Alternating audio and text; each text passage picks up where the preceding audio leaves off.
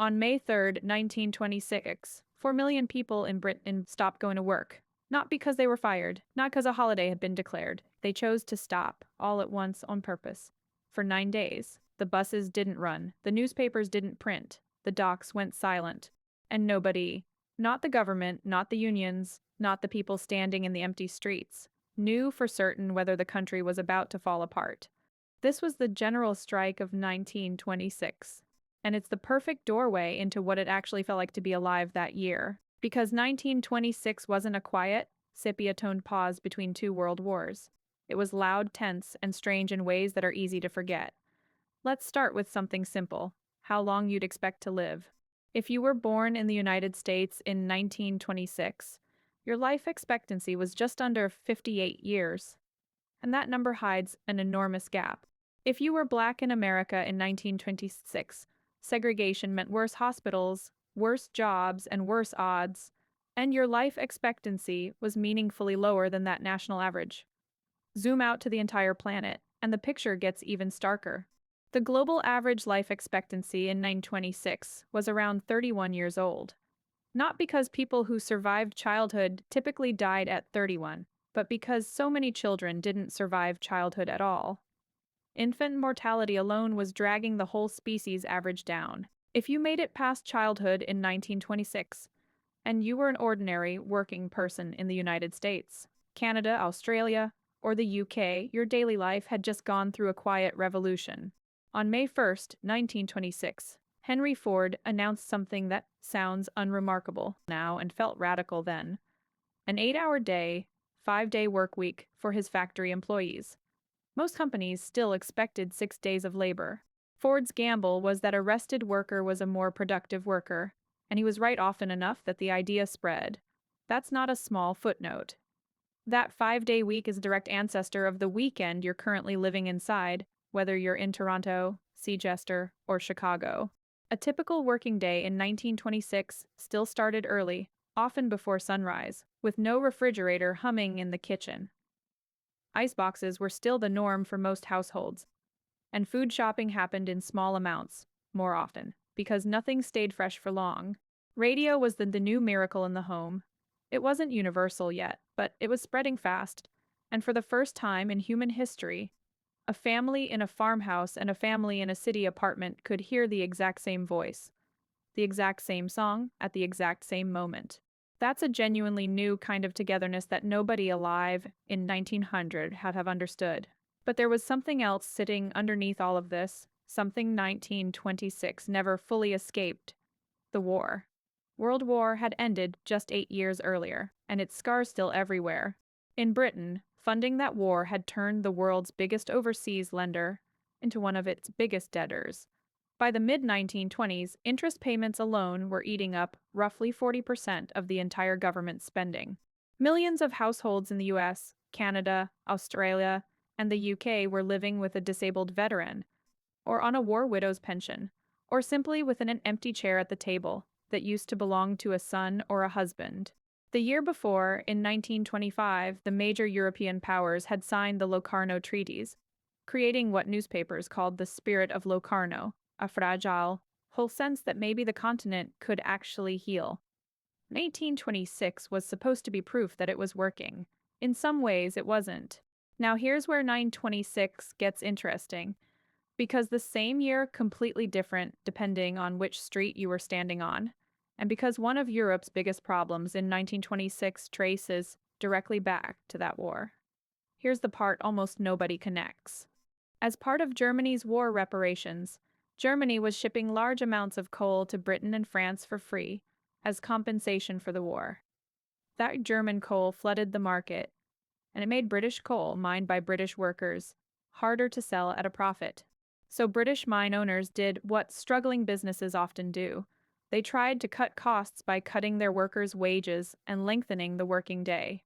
The miners refused, and on May 3rd, the Trades Union Congress called the general strike in solidarity, the exact moment we opened this video with. In other words, the empty streets of Britain in 1926 weren't just a labor dispute. They were an aftershock of the First World War, arriving 8 years late, dressed up as a fight about coal. Picture a financier in New York City. The stock market is climbing. Land speculation, especially in Florida, has made ordinary people rich almost overnight. Prohibition is technically the law, which mostly means the good parties just moved behind unmarked doors into speakeasies. Radios play jazz. New cars roll off assembly lines faster than anyone thought possible. If you were wealthy in America in 1926, this was as close to a golden age as the century had offered so far. Now picture a coal miner's family in South Wales. Same year. The wage cuts hit and the miners refused to accept them.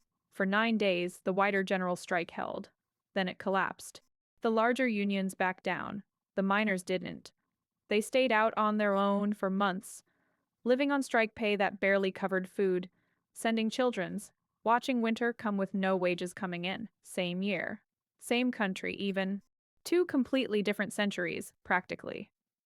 So, what was actually happening in the world around all of this? 1926 sits in a decade where old empires were finishing their collapse, and new strongmen were stepping into the gap. In Italy, Mussolini spent October promoting himself of the country's entire militia, tightening a grip he'd already been building for years. In Poland, Józef Pilsudski seized power in a coup in May. In General had already declared himself dictator back in January, and in Japan on December 25th, Emperor Taisho died, and his son Hirohito took the throne the next day, beginning what would become known as the Showa era, an era that, within 15 years, would pull Japan into the Second World War. And in Europe, that fragile spirit of Locarno from the year before was already being tested. The same reparations system that was supposed to fund peace was quietly destabilizing the very countries it was meant to stabilize. Meanwhile, in China, Kuomintang launched the Northern Expedition in 1926, a military campaign to unify a country that had fractured into competing warlord territories that would eventually reshape the entire balance of power in East Asia for the rest of the century. And in Morocco, the Rif War, a brutal colonial conflict against Spanish and French forces, finally ended in May. So what about faith in a year like this? Because 1926 was also a year when religion and the state were openly colliding. In Mexico, the government passed sweeping anti-clerical laws restricting the Catholic Church's power, banning religious orders, limiting the number of priests, even criminalizing certain forms of. In 1926, that tension exploded into open rebellion. Catholic peasants took up arms against the government in what became known as the Cristero War, a conflict that would run for years and cost tens of thousands of lives. At the exact same time, across the ocean, in the newly formed Soviet Union, Joseph Stalin was tightening his grip on power after pushing Leon Trotsky out of the Politburo, and the USSR's own war on organized religion was only getting started. Meanwhile, in the United States, the country was still shaking off the fundamentalist modernist controversy that had exploded the year before with the Scopes monkey trial, a very public fight over whether evolution belonged in American classrooms at all. Different continents, same underlying question. Who gets to decide what people are allowed to believe? Which brings us back to that empty street in Britain, a strike that started as a labor dispute, but was really the war still working its way out of Europe's system. The general strike ended after 9 days without a real winner. The government held. The unions backed off. But the miners stayed on strike alone through the summer, into the autumn, until hunger finally forced most of them back into the pits on the owners' worst terms. It looked in the moment like total defeat. But the anger from 1926 didn't disappear. It went underground. It went literally. And it kept building. It took another 21 years, until 1947, for Britain to finally nationalize its coal industry, taking control away from private owners for good. The workers who lost in 1926 didn't live to see the industry change completely, but their children did. Sometimes the resolution to a fight isn't a treaty signed the next year. Sometimes it's a policy passed 2 decades later that nobody in the original fight even got to see. And that Ford decision from earlier, the 8-hour day, 5-day week that felt like a strange experiment. That's the one piece of this whole year that quietly won completely. It spread from Ford's factories across American industry, then across the border into Canada, then eventually became the expected standard in Australia and the UK too. Almost everyone watching this video right now, in one of those 4 countries, structures their entire week around an idea that was still controversial the same year Mussolini seized the Italian military and Hirohito became Emperor of Japan. So next time your alarm goes off on a Monday morning after a 2-day weekend you didn't have to fight. It's worth remembering, in 1926, that weekend was brand new. And in the same year, on the other side of an ocean, people were losing everything for exactly the kind of workplace fairness you're not even thinking about right now. 4 million people stopped working for 9 days to make a point. It took 21 years for that to actually land.